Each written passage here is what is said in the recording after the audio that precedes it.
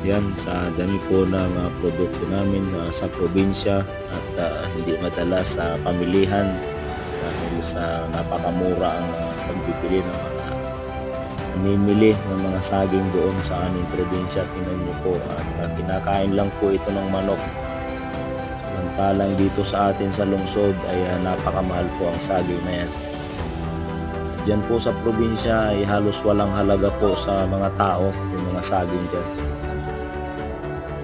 Kinakain lang po ng manok. Kain lang po ng mga manok. Tingnan niyo. Ang daming produkto dyan. Mga saging andyan lang sa daanan. Ang lalaki. Dapat yan ay pinapakinabangan ng mga tao. Pinagkikitaan pero walang presyo at napakababa ng halaga. Kaya sayang na mga saging kung madadala sa lungsod.